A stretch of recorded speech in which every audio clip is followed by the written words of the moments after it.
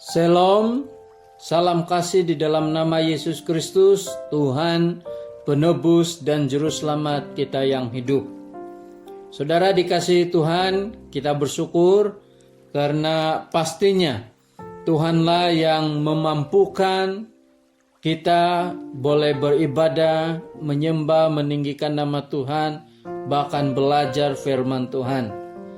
Hari ini kita belajar firman Tuhan yang diambil di dalam kitab Yesaya 40 ayat 29 sehingga 31. Sekali lagi Yesaya 40 ayat 29 sehingga 31, dan saya akan bacakan di sini dalam terjemahan bahasa Indonesia ayat 29. Dia memberi kekuatan kepada yang lelah dan menambah semangat kepada yang tidak berdaya. Orang-orang muda menjadi lelah dan lesu, dan teruna-teruna jatuh tersandung. Tetapi orang-orang yang menanti-nantikan Tuhan mendapat kekuatan baru. Mereka seumpama Raja Wali yang naik terbang dengan kekuatan sayapnya. Mereka berlari dan tidak menjadi lesu. Mereka berjalan dan tidak menjadi lelah. Demikian pembacaan firman Tuhan. Saudara yang dikasihi oleh Tuhan Yesus, minggu ini kita belajar satu lagi subtema, yaitu Allah sumber kekuatan kita. Allah sumber kekuatan kita.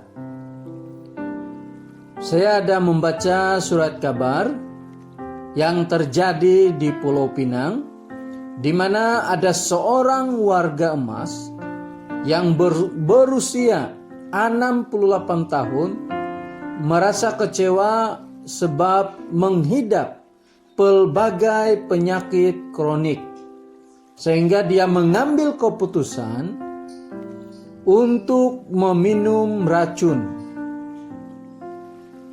Warga emas ini mengalami tekanan, perasaan disebabkan oleh penyakit kronik yang dihidapinya.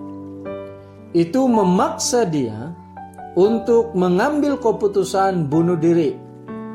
Nah, saudara yang dikasihi Tuhan, kalau Allah sumber kekuatan kita, tidak mungkin kita mengambil tindakan yang tidak baik, apalagi bunuh diri. Karena kita dapat melalui apapun keadaan, karena Allah yang memampukan dan memberikan kekuatan bagi kita. Saudara yang dikasihi Tuhan, melalui firman Tuhan yang kita baca, kita belajar bahwa Allah sumber kekuatan kita bagi kita yang lemah dan tidak berdaya.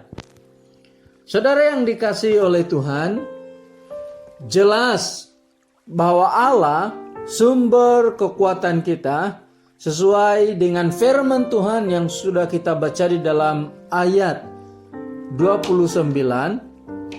Allah memberikan kekuatan bagi yang lemah dan memberikan kekuatan bagi yang tidak berdaya. Maksudnya saudara yang dikasihi Tuhan, kekuatan itu datang daripada Tuhan. Tuhan sumber kekuatan bagi kita. Saudara yang dikasihi Tuhan, pada zaman Nabi Yesaya ini, ada ramai orang Israel yang mengeluh dan mereka berpikir bahwa Tuhan tidak tahu kesusahan yang mereka alami. Mereka merasa Allah tidak peduli dengan hak mereka.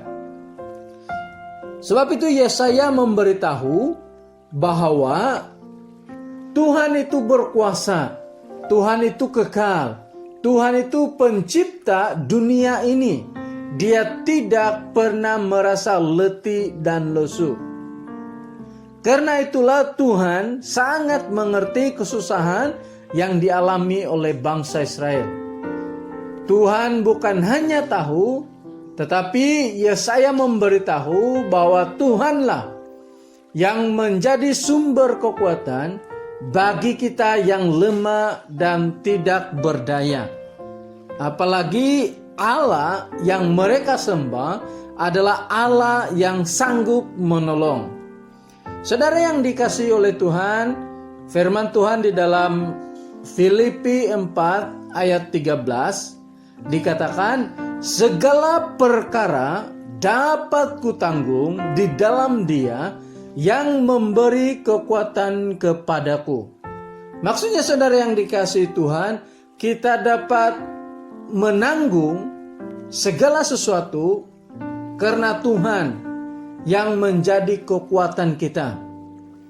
Kita dapat menanggung dan melalui segala sesuatu pergumulan yang kita alami di dalam hidup kita karena Tuhan sumber kekuatan kita. Kita dapat melayani dengan baik, kita dapat setia di dalam pelayanan kita karena Tuhan sentiasa ada memberikan kekuatan bagi kita.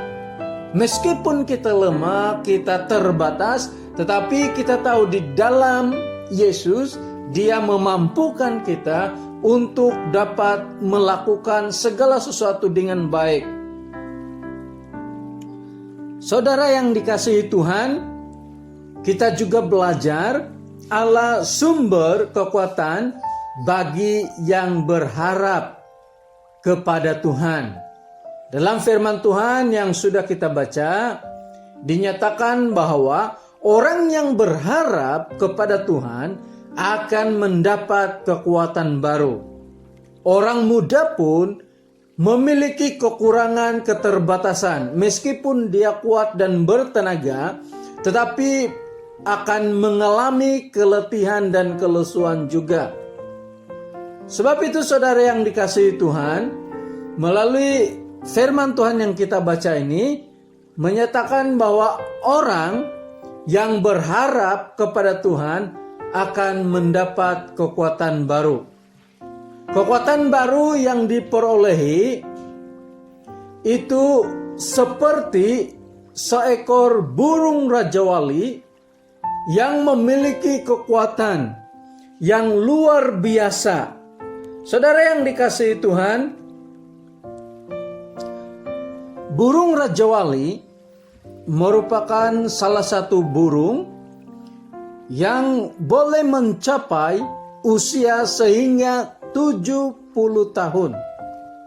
Tetapi untuk sampai kepada usia 70 tahun ini, seekor burung rajawali harus melewati 2 fasa di dalam kehidupannya. Nah, saudara yang dikasihi Tuhan, di mana setelah burung rajawali mencapai umur 40 tahun, dia perlu melewati satu proses yang menyakitkan supaya dia boleh hidup 30 tahun seterusnya dengan kekuatan yang baru.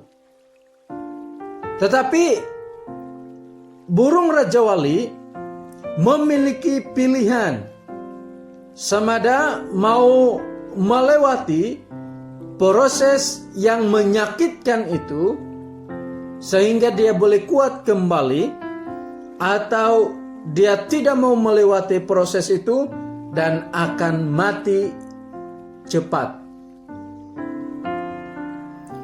Pada umur 40 tahun, burung rajawali paruhnya sudah sangat bengkok dan panjang sehingga sampai ke leher, dan sulit bagi burung rajawali untuk makan. Malah cakar-cakarnya juga tidak tajam. Bulu pada sayapnya juga sangat tebal sehingga sulit untuk terbang tinggi. Seekor burung rajawali yang mau melewati transformasi itu harus mencapai gunung tinggi dan kemudian membina sarangnya. Lalu burung Raja Wali akan mematukkan paruhnya ke batuan gunung sehingga paruhnya terlepas. Setelah paruhnya yang baru tumbuh, ia akan mencabut kukunya satu persatu. Setelah kukunya tumbuh, dia akan mencabut bulu sayapnya sehingga habis dan menunggu bulu baru tumbuh. Setelah semuanya itu dilewati, burung Raja Wali memiliki kekuatan baru untuk meneruskan kehidupannya. Saudara yang dikasihi oleh Tuhan, kita yang berharap kepada Tuhan akan mendapat kekuatan yang baru. Tetapi saudara yang dikasihi Tuhan, kita perlu mengizinkan Tuhan untuk membentuk kita sehingga kita boleh menjadi anak-anak Tuhan yang kuat seperti burung Raja Wali. Ada kalanya Tuhan mengizinkan kita melalui sesuatu yang menyakitkan supaya kita semakin kuat di dalam Tuhan. Sebab itu saudara yang dikasihi Tuhan, berharaplah kepada Tuhan sebagai sumber kekuatan kita, sehingga segala sesuatu kita dapat menanggungnya di dalam Yesus yang memberikan kekuatan bagi kita. Saudara yang dikasihi oleh Tuhan, biarlah melalui firman Tuhan ini mendorong dan menguatkan kita supaya kita sentiasa berharap kepada kekuatan daripada Tuhan yang menjadi sumber kekuatan kita. Jangan sekali-kali bersandar berharap kepada kekuatan manusia yang terbatas. Karena hanya Tuhan yang satu-satunya pribadi yang menjadi sumber kekuatan penuh bagi kita. Puji Tuhan, Tuhan memberkati. Mari kita berdoa untuk firman Tuhan yang sudah kita dengar. Bapa di sorga, kami mengucap syukur atas firman-Mu yang sudah kami dengar dan pelajari.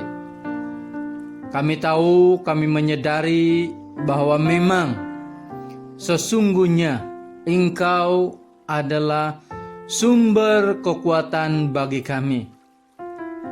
Kami memerlukan Tuhan memberikan kekuatan untuk kami boleh melewati segala sesuatu di dalam kehidupan kami.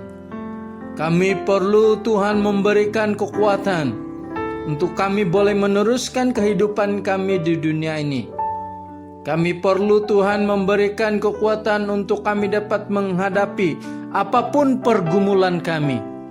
Kami memerlukan Tuhan memberikan kekuatan untuk kami dapat melayani dengan baik dan setia. Terima kasih Tuhan, Engkau adalah sumber kekuatan kami. Kami bersyukur karena Tuhan sentiasa memberikan kekuatan bagi kami. Kami mau berdoa dimanapun jemaat Tuhan berada. Kami percaya Tuhan memberkati mereka. Tuhan mencukupkan mereka. Yang sakit Tuhan sembuhkan, yang lemah Tuhan kuatkan. Tuhan, terima kasih atas berkat-Mu di dalam hidup kami. Kami juga percaya Engkau memberkati gereja kami, Engkau memberkati negara kami. Terima kasih Tuhan, semuanya ini kami serahkan dalam tangan-Mu. Di dalam nama Yesus kami sudah berdoa. Amin.